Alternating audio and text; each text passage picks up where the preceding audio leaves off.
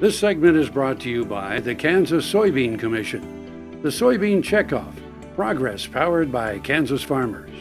Welcome back to Farm Factor and the Kansas Soybean Update.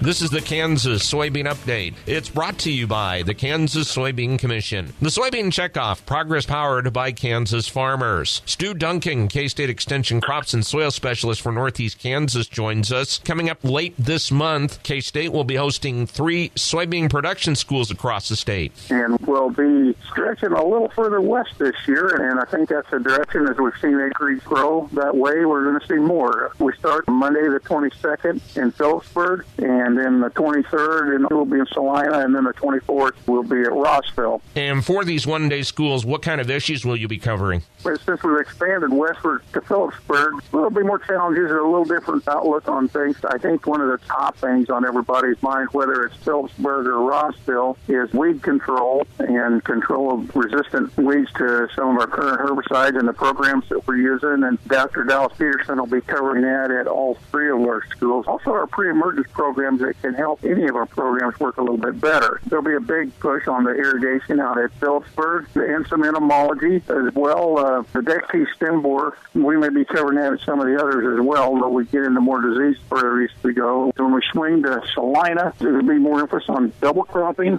after wheat, and that's certainly grown in that area and south of there. A little different soybean nutrient management. pH is still an issue through that central part. We'll also see that at the Rossville school as well. Again, our planting practices, they're utilizing planting dates, row spacing, populations. We'll be covering that.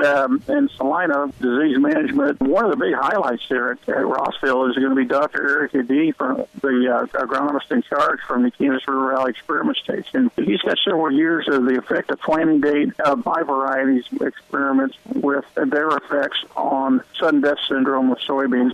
He's got a plant pathology background, but on the SDS in that River Valley, he's got some pretty good information to share. Doug Jardine will be talking about seedling and foliar diseases. Stew lunch will be provided courtesy of the Kansas Soybean Commission, who's the main sponsor of the soybean schools. No cost to attend, but you are asking those who would like to attend to pre-register? Yes, we are, Greg. They can find that information through their local county extension office, or those agendas are online at our e-updates. You can register online at the K-State agronomy website as well, or you can call into your local agent. And that pre-registration deadline is by January 17th. That is Stu Dunkin, K-State Extension Crops and Soil Specialist for Northeast Kansas, who joins us on the Kansas Soybean Update. It's brought to you by the Kansas Soybean Commission. The Soybean Checkoff, progress powered by Kansas farmers. Learn more at kansassoybeans.org. For Kansas Soybeans, I'm Greg Acogi.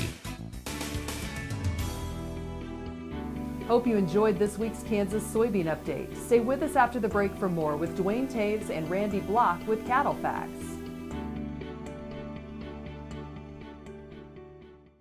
All over the country, more and more communities are making the change to biodiesel made from U.S. soybean oil. And the decision continues, improving the health and welfare for millions of Americans while adding billions to our national economy.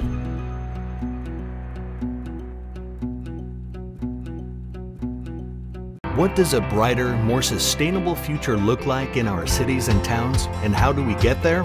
When New York needed an alternative fuel source to reduce carbon emissions, the city found what it needed in biodiesel made from U.S. soybean oil.